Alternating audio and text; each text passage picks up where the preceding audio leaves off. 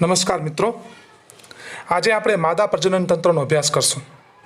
માદા પ્રજનન તંત્ર એ માદામાં નિતંબ પ્રદેશમાં આવેલું છે, જે એક જોડ તમે નીચે આકૃતિમાં જોઈ શકો છો કે અંડપિંડો ધરાવે છે. 2 અંડપિંડો છે અને તેની સાથે એક જોડ અંડવાહિનીઓ છે. આ સાથે એક ગર્ભાશય કોથળી છે, ગ્રીવા છે અને યોનિમાર્ગ છે અને બાહ્ય જનનેન્દ્રિયો પણ ધરાવે છે. તંત્રના આ ભાગોની સાથે તેમાં એક જોડ સ્તન ગ્રંથિઓ રચનાત્મક અને ક્રિયાત્મક રીતે સંકળાયેલા છે. આ તમામ અંડકોષપાત એટલે કે અંડકોષ અંડપિંડમાંથી મુક્ત થાય એને આપણે અંડકોષ પતન કહેશું. અંડકોષપાત ફલન એટલે કે જો અંડકોષ શુક્રકોષ દ્વારા ફલિત થાય એને આપણે ફલન કહેશું. ત્યારબાદ એ જે ફલન થયેલું છે, જેને આપણે ફલિતાંડ કીધું છે, એ ફલિતાંડ આગળ વધતા ગર્ભાશયની કોથળીમાં સ્થાપન થાય એને આપણે ગર્ભધારણ કહીએ છીએ. ત્યારબાદ બાળકનો ગર્ભમાં વિકાસ થાય અને જન્મ ધારણ કરે અને બાદમાં બાળ સંભાળની પ્રક્રિયાઓ એ મદદરૂપ થાય છે. આ બધા સંપૂર્ણ ટોપિકોનો આપણે આગળ અભ્યાસ કરવાના છીએ. તો આપણે એમાં આગળ વધતા અંડપિંડો એ માદા જનનકોષ, જેને આપણે અંડકોષ કહીએ છીએ, એ અંડકોષ બનાવે છે. અને સાથે સાથે ઘણા સ્ટીરોઇડ અંતઃસ્ત્રાવો કે જે સ્ટીરોઇડ પ્રકારના હોર્મોન અંતઃસ્ત્રાવો બનાવે છે, જેને આપણે અંડપિંડી અંતઃસ્ત્રાવો કહીએ છીએ. એટલે કે અંડકોષ જ્યારે ઉત્પન્ન થાય ત્યારે સાથે સાથે અંડપિંડમાંથી ઘણા આવા અંતઃસ્ત્રાવો પણ સાથે સાથે ઉત્પન્ન થાય છે, જે અંડકોષને આગળ મદદ કરે છે. હવે ઉત્પન્ન કરતા મુખ્ય માદા જાતીય આપણા બધા અંગો છે કે જે અંડકોષ પણ ઉત્પન્ન કરે છે અને અંડપિંડીય અંતઃસ્ત્રાવો પણ સાથે સાથે ઉત્પન્ન કરે છે. અંડપિંડો ઉદરના નીચેના ભાગે દરેક બાજુએ એક ગોઠવાયેલા હોય છે, એટલે કે 2 અંડપિંડો છે. દરેક અંડપિંડ નીચે આપણે આકૃતિમાં એનિમેશનમાં દેખાડે છે કે જે આશરે 2 થી 4 સેન્ટીમીટર લાંબુ અને નિતંબની દિવાલ તેમજ ગર્ભાશય સાથે અસ્થિબંધ દ્વારા સંપર્કમાં હોય છે, એના સાથે જોડાયેલું છે અસ્થિબંધ દ્વારા. દરેક અંડપિંડ પાતળા અધિછદીય આવરણ દ્વારા આવૃત હોય છે, રક્ષિત છે, જે અંડપિંડીય આધારકને આવરે છે, કે એમાં જે અંડપિંડીય આધારક છે એને ઘેરે છે. આધારક 2 વિસ્તારમાં વિભાજિત થાય છે. એક છે પરિવર્તી બાહ્યક અને એક છે અંદરનું મજ્જક, જે તમે જોઈ શકો છો. ત્યારબાદનું ટેક્સ્ટ બુકનું તમે પેજ જોઈ શકો છો. અંડવાહિનીઓ કે ગર્ભાશયની નળી, ગર્ભાશય અને યોનિમાર્ગ આ મળી માદા સહાયક નલિકાઓ બનાવે છે. એટલે કે એમાં બધી નલિકાઓની રચના થાય છે જે તેમાં સહાય કરે છે શુક્રકોષને અંડકોષ સુધી પહોંચાડવામાં. અંડપિંડના પરિઘ વિસ્તારથી ગર્ભાશય સુધી લંબાયેલ દરેક અંડવાહિની આશરે 10 થી 12 સેન્ટીમીટર લાંબી હોય છે. તમે નીચે જોઈ શકો છો કે અંડવાહિની નલિકામાં ઇથમસ, જે સાંકડો ભાગ છે, તુંબિકા છે, અંડવાહિની નિવાપ છે, આ બધું એક અંડવાહિનીમાં આવી જાય છે. આ બધી નલિકા જ કહેવાય છે એની. તેના અંડપિંડની નજીક રહેલ ગરણી આકારના ભાગને અંડવાહિની નિવાપ કહેવામાં આવે છે. અંડવાહિની નિવાપની કિનારીઓ તમે જોઈ શકો છો કે જે આંગળી જેવા પ્રવર્ધો ધરાવે છે, જેને આપણે ફિમ્બ્રી કહીએ છીએ, જે અંડપાત બાદ અંડપિંડમાંથી જે અંડકોષ નીકળશે એના બાદ મુક્ત થતા અંડકોષને એકત્રિત કરવામાં મદદ કરે છે. જે રીતે ગરણી કાર્ય કરે છે પ્રવાહીને સાંકડા ભાગ તરફ લઈ જવાની, તે જ રીતે એવી રીતે અહીં આ ફિમ્બ્રી જે છે એ અંડકોષને ત્યાં એકત્રિત કરવામાં મદદ કરે છે અને તેને અંડવાહિની સુધી લઈ જાય છે. અંડવાહિની નિવાપ તુંબિકાથી ઓળખાતા અંડવાહિનીના પહોળા ભાગ તરફ દોરાઈ જાય છે. એટલે કે અંડવાહિની નિવાપ આગળ વધી અને વધારે પહોળી થશે, જેને આપણે તુંબિકા કહીએ છીએ. અંડવાહિનીનો અંતિમ ભાગ ઇથમસ, જે સાંકડું પોલાણ ધરાવે છે અને તે ગર્ભાશય સાથે જોડાય છે. ગર્ભાશય એક જ હોય છે અને તેને આપણે કુખ પણ કહે છે. ગર્ભાશયનો આકાર તમે જોઈ શકો છો એ પ્રમાણે ઊંધા નાસપતિ જેવો દેખાય છે. તે નિતંબની દિવાલ સાથે જોડાયેલા અસ્થિબંધ દ્વારા આધાર પામેલો હોય છે. નિતંબ સાથે સીધો જોડાયેલો છે પણ અસ્થિબંધ દ્વારા. ગર્ભાશય યોનિ માર્ગમાં સાંકડી ગ્રીવા દ્વારા ખુલે છે. તમે જોઈ શકો છો એ ગ્રીવાની ગુહાને જે ત્યાં પોલાણ દેખાય છે એને ગ્રીવા નળી કહે છે, જે યોનિ માર્ગ સાથે જોડાઈ અને જન્મ નળી બનાવે છે. હવેની આકૃતિમાં તમે જોઈ શકો છો કે ગર્ભાશય કયા પ્રકારનું છે. તો ગર્ભાશયની જે દિવાલ છે તે પેશીના 3 સ્તરો ધરાવે છે, જેમાં બાહ્ય પાતળું સ્તર, જેને આપણે સૌથી બહારનું જે સ્તર છે જેને પેરીમેટ્રિયમ કીધું છે, મધ્યમાં વચ્ચેનું જે અરેખિત પ્રકારના સ્નાયુનું બનેલું છે અને જાડું સ્તર છે એ છે માયોમેટ્રિયમ, અને સૌથી અંદરનું ગ્રંથીય સ્તર જેને આપણે કીધું છે એન્ડોમેટ્રિયમ. આવા 3 સ્તરનું ગર્ભાશય બનેલું છે, જે ગર્ભાશય ગુહાનું અસ્તર બનાવે છે, એટલે કે અંદર ગર્ભાશયની કોથળી પોલાણ બનાવે છે કે જેમાં ગર્ભ સ્થાપન થવાનો છે. જેમાં એન્ડોમેટ્રિયમ જેની વાત કરે છે તે ઋતુચક્ર દરમિયાન ચક્રીય ફેરફારમાંથી પસાર થાય છે, જ્યારે માયોમેટ્રિયમ બાળકના પ્રસવ દરમિયાન મજબૂત સંકોચન દર્શાવે છે, જેથી બાળકનો પ્રસવ થઈ શકે. હવે આપણે તેમાં જોઈ રહ્યા છીએ કે માદાના બાહ્ય જનેન્દ્રિયો. તો બાહ્ય જનેન્દ્રિયોમાં તમે જોઈ શકો છો એમાં મોન્સ પ્યુબિસ જે એની બાહ્ય જનેન્દ્રિય કહેવાય છે, મુખ્ય ભગોષ્ઠ જે આકૃતિમાં દેખાઈ રહ્યું છે, ગૌણ ભગોષ્ઠ અને યોનિ પટલ અને ભગ્ન શિશ્ન, આ બધા બાહ્ય જનેન્દ્રિયો તરીકેનો સમાવેશ થાય છે. મોન્સ પ્યુબિસ એ મેદ પેશીની બનેલી ત્વચા દ્વારા આવૃત છે, ચરબી દ્વારા, અને પ્યુબિક વાળ ધરાવતી ગાદી જેવી રચના છે. મુખ્ય ભગોષ્ઠ પેશીની માંસલ ગળીઓ છે, એક માંસલ ગળીઓ આવરણ, જે મોન્સ પ્યુબિસથી નીચે આવેલ એક જોડ પેશીમય ગળીઓ છે. યોનિમાર્ગનું મુખ એક કલા દ્વારા ઘણીવાર અંશતઃ એટલે સંપૂર્ણ નહીં આવૃત હોય છે, એક ઉપર એક, જેને યોનિ પટલ કહે છે, જે તમે જોઈ શકો છો એનિમેશનમાં અને આકૃતિમાં. ભગ શિશ્નિકા એ નાની આંગળી જેવી રચના છે, જે મૂત્રમાર્ગના મુખની ઉપર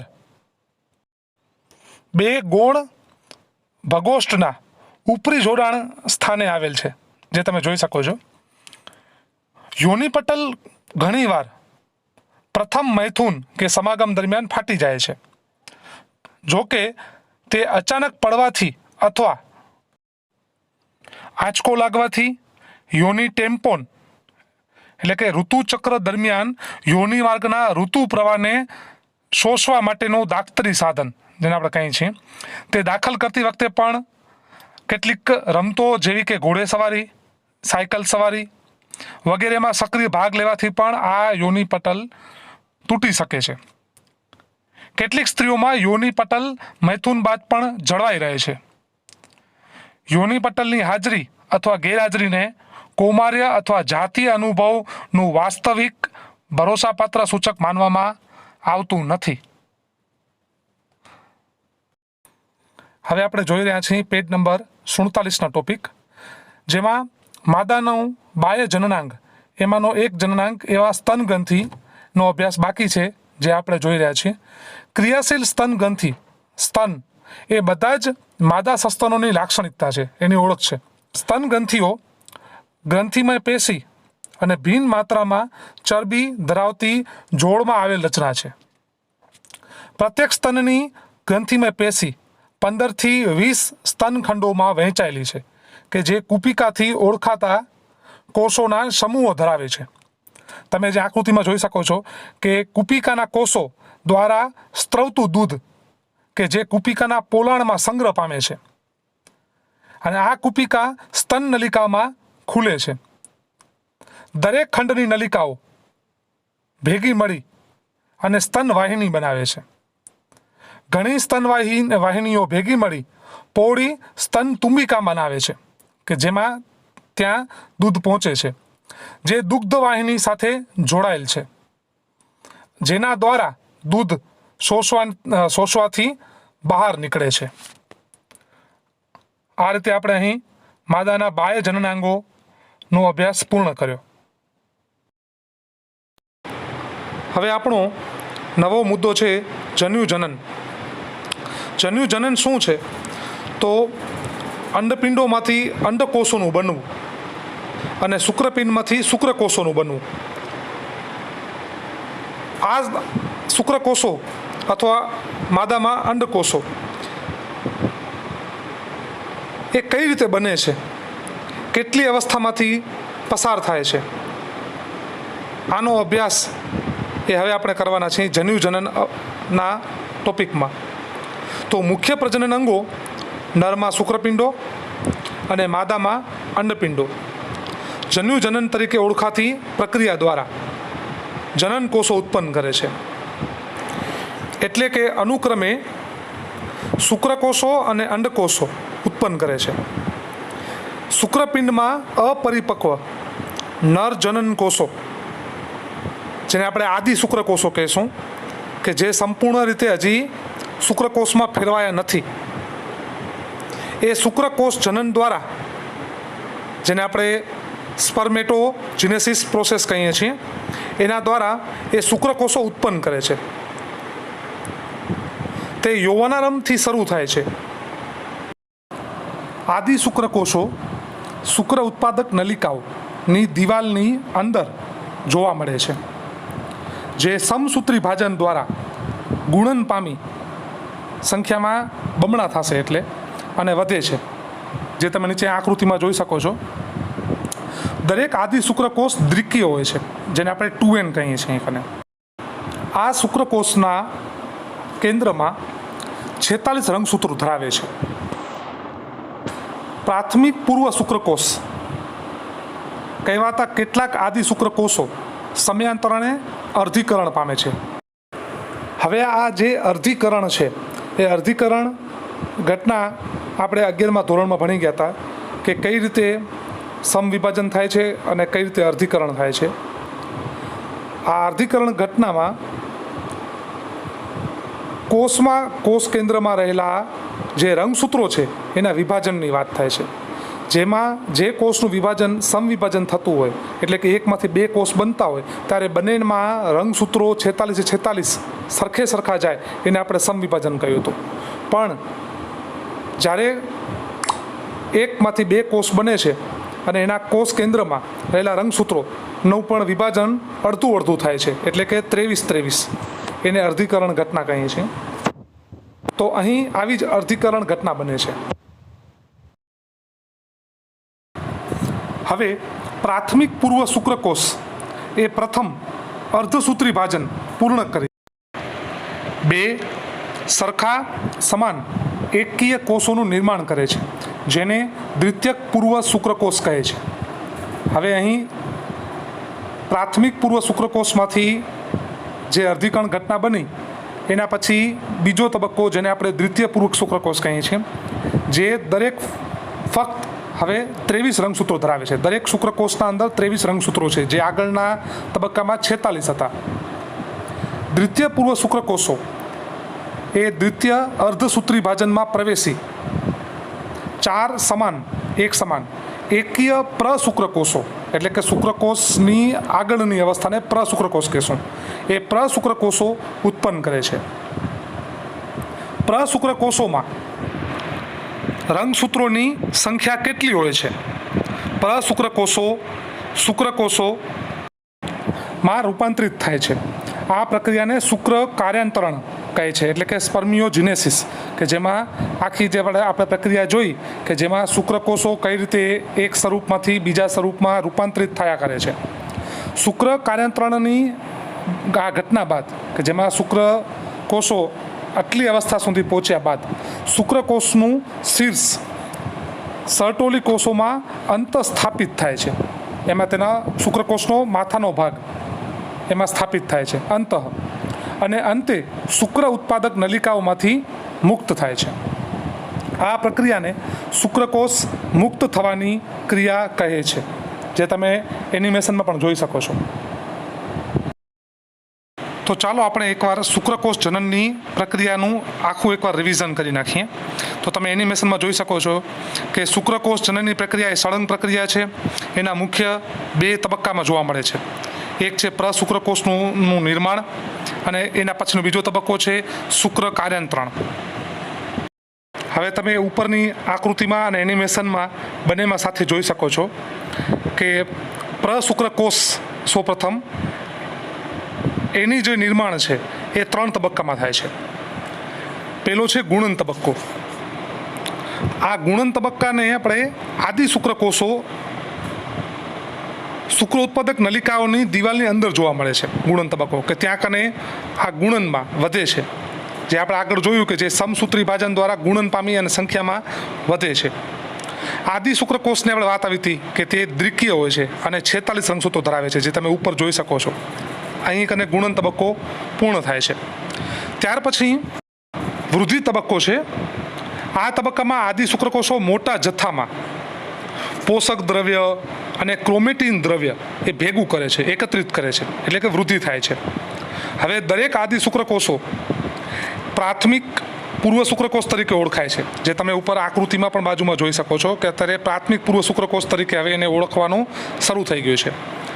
જે પોષણ આપતા સર્ટોલી કોષોમાંથી પોષણ મેળવે છે, એટલે કે હાલમાં તેને સર્ટોલીના જે કોષો વચ્ચે વચ્ચે આવેલા છે, સૌથી નીચે આદિ શુક્રકોષ તમે જોયો છો, એના પછી પ્રાથમિક પૂર્વ શુક્રકોષ બન્યા, વચમાં સર્ટોલીના કોષો છે જે એને આ પ્રાથમિક પૂર્વ શુક્રકોષોને પોષણ પૂરું પાડે છે.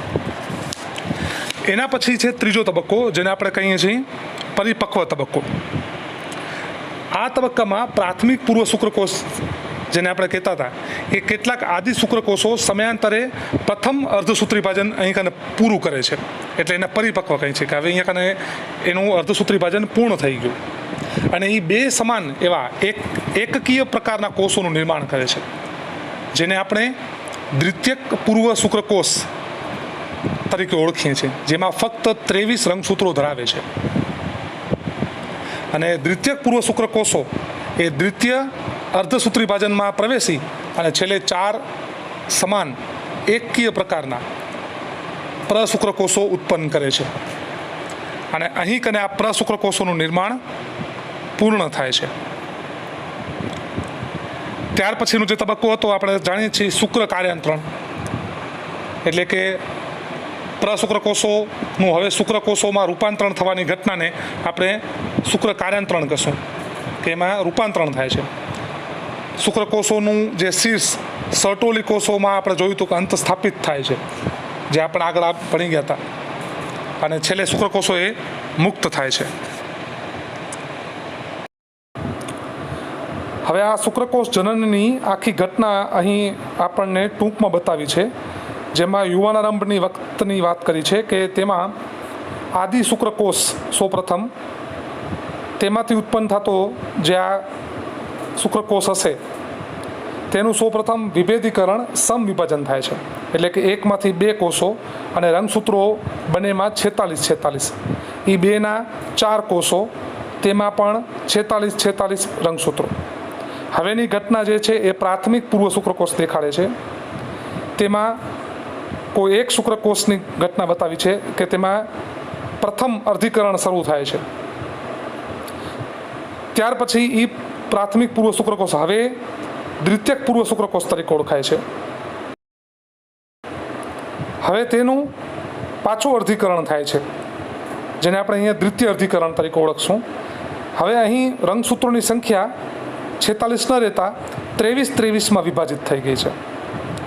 ત્યાર પછી આ જ દ્વિતીય પૂર્વ શુક્રકોષ હવે પ્રશુક્રકોષ તરીકે ઓળખાય છે અને એનું વિભેદીકરણ થાય છે, જેને આપણે શુક્ર કાર્યાંતરણ કહેતા હતા. અને આ શુક્ર કાર્યાંતરણ બાદ જે શુક્રકોષ બન્યો છે, જેમાં તમે સૌથી નીચે શુક્રકોષમાં જે પૂંછને શીર્ષ દેખાય છે એ સંપૂર્ણ શુક્રકોષ તરીકે ઓળખી શકીએ, જેમાં 23 રંગસૂત્રોની જોડ હશે, જે માદાના અંડકોષમાં રહેલા 23 રંગસૂત્રો સાથે જોડાઈ અને 46 રંગસૂત્રવાળો ફલિતાંડ બનાવશે. હવે આપણો નવો મુદ્દો છે શુક્રકોષ જનનની ક્રિયા સાથે સંકળાયેલ અંતઃસ્ત્રાવો વિશેની માહિતી. તો આપણે સમજ્યા કે શુક્રકોષ જનનની ઘટના કેવી રીતે બને છે. યૌવનારંભની વાત આવી હતી કે યૌવનારંભની સમયે શુક્રકોષ શુક્રપિંડમાંથી જે ઉત્પન્ન થાય છે એના પાછળ જવાબદાર અંતઃસ્ત્રાવોનો ફાળો રહેલો છે. હવે આ અંતઃસ્ત્રાવો કઈ રીતે કાર્ય કરે છે એની આ થિયરી છે. તમે એનિમેશનમાં જોઈ શકો છો, બાજુમાં આપણને મગજની રચના બતાવી છે, જેમાં હાઇપોથેલેમસથી આ આખી પ્રક્રિયા શરૂ થાય છે. શુક્રકોષ જનનની શરૂઆત યૌવનારંભની ઉંમરે હાઇપોથેલેમસમાંથી એક અંતઃસ્ત્રાવ ઉત્પન્ન થાય છે, જે છે ગોનેડોટ્રોપિન રિલીઝિંગ અંતઃસ્ત્રાવ, જેને આપણે GnRH તરીકે ઓળખીએ છીએ. આનો જે નોંધપાત્ર આ સ્ત્રાવનો વધારો થાય છે. હવે આ જે અંતઃસ્ત્રાવ છે એ સીધો પિટ્યુટરી ગ્રંથિને જાગૃત કરે છે, એને અસર કરે છે. હવે પિટ્યુટરી ગ્રંથિ આપણે આગળ ભણ્યા છીએ કે અગ્ર, મધ્ય અને પશ્ચ આ 3 પ્રકારના ભાગોમાં વિભાજિત થયેલી છે, જેમાં પિટ્યુટરી ગ્રંથિ 2 ગોનેડોટ્રોપિન અંતઃસ્ત્રાવો, જેને આમાંનું એક લ્યુટેનાઇઝિંગ હોર્મોન એટલે કે LH અને એક છે ફોલિકલ સ્ટિમ્યુલેટિંગ અંતઃસ્ત્રાવ, સ્ટિમ્યુલેટ કરાવવું, ઉત્પન્ન કરાવવું ફોલિકલ માટે એટલે કે FSH. આ FSHનો સ્ત્રાવ ઉત્તેજે છે. હવે આ 2 અંતઃસ્ત્રાવ LH અને FSH એ ત્યાંથી ઉત્પન્ન થયા બાદ સીધા શુક્રપિંડ પાસે જાય છે, રુધિર દ્વારા આવેલા. અને શુક્રપિંડ કે જ્યાં શુક્રકોષો ઉત્પન્ન થતા હતા ત્યાં તમે જોયું હતું કે લેડિંગના કોષો આવેલા હતા. એ લેડિંગના કોષોને આ LH અને FSH તેને ઉત્તેજે છે, અને તેમાંથી અને તેને કારણે આપણે એમ કહીએ તો એન્ડ્રોજન ઉત્પન્ન થાય છે. આ એન્ડ્રોજન એ શુક્રકોષ જનનની પ્રક્રિયાને ઝડપી બનાવે છે, ઉત્તેજે છે. FSH એ સર્ટોલી કોષો ઉપર કામ કરે છે, બંનેનું અલગ અલગ કામ છે LH અને FSHનું. એ સર્ટોલીને મદદ કરે છે, અને આ શુક્ર કાર્યાંતરણની જે પ્રક્રિયા છે એમાં મદદ કરતા કેટલાક કારકો પણ એમાં હોય છે જે આના માટે બહુ જરૂરી છે, એના સ્ત્રાવને પણ ઉત્તેજે છે. તો તમે અહીં જોયું કઈ રીતે શુક્રકોષ જનનમાં શુક્રકોષ ઉત્પન્ન થાય છે, એના પાછળ કેટલાક અંતઃસ્ત્રાવો કઈ રીતે ભાગ લે છે. તમે ઉપર મગજની રચના જુઓ છો, જેમાં તમને પિટ્યુટરી ગ્રંથિ પણ દેખાય છે અને હાઇપોથેલેમસ પણ દેખાય છે. તમે વિચારો કે હાઇપોથેલેમસ ગ્રંથિમાંથી GnRH કઈ રીતે પિટ્યુટરીને એક્ટિવ કરે છે. પિટ્યુટરીમાંથી નીકળતો અંતઃસ્ત્રાવ FSH અને LH એ ત્યાંથી સીધો શુક્રપિંડમાં જાય છે. શુક્રપિંડમાં રહેલા લેડિંગના કોષોને આ FSH આ LH એને એક્ટિવ કરે છે, અને એના પાછ શુક્રજનનની પ્રક્રિયા સક્રિય થાય છે, અને એન્ડ્રોજન જેને આપણે કહીએ છીએ એન્ડ્રોજનના સ્ત્રાવને ઉત્તેજે છે. આ આખી પ્રક્રિયા આ રીતે સંકળાયેલી છે. હવે આપણે જોઈ રહ્યા છીએ શુક્રકોષની રચનાનું વર્ણન. તો શુક્રકોષના અંદર કયા કયા ભાગોનો સમાવેશ થાય છે એ આપણે જોઈએ છીએ. તો તમારી સામે 2 વસ્તુ તમે જોઈ શકો છો. એક સામે ચિત્રની રચના પણ છે, અને નીચે એક એનિમેશન પણ સાથે સાથે તમે જોઈ શકો છો. તો શુક્રકોષ શીર્ષ, માથાનો ભાગ, ગ્રીવા, ગળું, મધ્ય ભાગ અને પૂંછડીથી બનેલ સૂક્ષ્મદર્શી રચના ધરાવે છે. રસપટલ શુક્રકોષના સમગ્ર દેહને આવરે છે, એટલે કે એના આખા શરીરમાં રસપટલનું આવરણ છે. શુક્રકોષનું શીર્ષ એ વિસ્તૃત એકકીય કોષ કેન્દ્ર ધરાવે છે, કે જેના કોષ કેન્દ્રમાં 23 રંગસૂત્રો હોય, જે આપણે આગળ શુક્રકોષ જનનમાં જોયું હતું. તેનો અગ્રછેડો ટોપી જેવી રચના શુક્રાગ્રથી ઘેરાયેલ છે. એટલે તમે આગળનું મુખ જોઈ શકો છો એનું, કે એના ભાગને શુક્રાગ્ર એટલે શુક્રકોષનો અગ્રભાગ, જેમાં ખાસ ઉત્સેચકો રહેલા હશે, અને આ ઉત્સેચકો એ અંડકોષની દિવાલને પચાવવા માટે સક્ષમ હશે, જેથી કરીને શુક્રકોષમાં કેન્દ્રમાં રહેલા 23 રંગસૂત્રો જે અંડકોષના અંદર જઈ શકે. શુક્રાગ્ર અંડકોષને ફલિત કરવામાં મદદ કરતા ઉત્સેચકોથી ભરેલ છે. હવે એમાં કયો ઉત્સેચક છે એ આપણે જાણીએ છીએ, કે જેમાં લખેલું છે હાઇલ્યુરોનિડેસ નામનું ઉત્સેચક. આનું એક આપણે ઉદાહરણ આપેલું છે કે આ એક ઉત્સેચક છે જે શુક્રકોષને અંડકોષમાં દાખલ થવામાં મદદ કરે છે, જે શુક્રાગ્રમાં હોય છે. શુક્રકોષનો મધ્ય ભાગ એ અસંખ્ય કણાભસૂત્રો ધરાવે છે, જે તમે એનિમેશનમાં પણ જોઈ શકો છો અને આકૃતિમાં જોઈ શકો છો. જો તમે કે તેના મધ્ય ભાગમાં, કે જેના પેટ તરીકેનો ભાગ છે, કે જે ગળા નીચેનો ભાગ છે, જેમાં અસંખ્ય કણાભસૂત્રો છે જે એને શક્તિ પ્રદાન કરશે શુક્રકોષને ચલિત થવા માટે, આગળ વધવા માટે, અંડવાહિનીમાં જવા માટે. જે પૂંછડીના હલનચલન માટે શક્તિ ઉત્પન્ન કરે, જેથી કરીને શુક્રકોષ તરી શકે અને શક્તિ મેળવી શકે. જે ફલન માટે જરૂરી શુક્રકોષની ચલિતતા માટે સાનુકૂળતા પૂરી પાડે છે. પુરુષ લગભગ 200 થી 300 મિલિયન જેટલા શુક્રકોષોનો મૈથુન દરમિયાન સ્ખલન અથવા ત્યાગ કરી શકે છે. આમાંના સામાન્ય પ્રજનન ક્ષમતા માટે ઓછામાં ઓછા 60% શુક્રકોષો સામાન્ય આકાર અને કદના હોવા જોઈએ તથા તેમાંના ઓછામાં ઓછા 40% શુક્રકોષો શક્તિશાળી હલનચલન દર્શાવતા હોવા જોઈએ, તો તે અંડકોષ સુધી પહોંચી શકે. હવે આપણે અહીં આ જ ઘટનાને એકવાર એનિમેશનમાં જોઈ લઈએ. જો તમે જોઈ શકો છો કે આ શુક્રકોષની રચના બતાવી છે, જેમાં શીર્ષનો ભાગ દેખાય છે, પ્લાઝમા મેમ્બ્રેન છે, પૂંછડીનો ભાગ છે, હેડ ભાગ, શીર્ષ, નેક, ગળાનો ભાગ, મિડલ પીસ, મધ્ય ભાગ અને પૂંછડી. અને આગળનો ભાગ જે હવે દેખાડે છે આ છે શુક્રાગ્ર, અને જે શીર્ષના અંદર ભાગ બતાવ્યો છે જેમાં 23 રંગસૂત્રો રહેલા છે, જેને આપણે ન્યુક્લિયસ કીધું છે. શુક્રાગ્ર, જેને એક્રોઝોમ કીધું વાત કરી છે, જેમાં હાઇલ્યુરોનિડેસ નામનો ઉત્સેચક આવેલો હતો. આ ઉત્સેચક અંડકોષમાં દાખલ થવા માટે જરૂરી છે. આ નેક, ગળાનો ભાગ અને મધ્ય ભાગમાં તમે જોઈ શકો છો કે જેના અંદર કણાપ સૂત્રો આવેલા છે. આ શુક્રકોષોને શક્તિ પ્રદાન કરે છે. અને નીચે એના પૂંછનો ભાગ છે, જે એને તરવા માટે સાનુકૂળતા પૂરી પાડે છે. હવે પછીનો અભ્યાસ માદા અંડકોષ જનનનો છે, જે આપણે નેક્સ્ટ લેક્ચરમાં જોશું. ધન્યવાદ.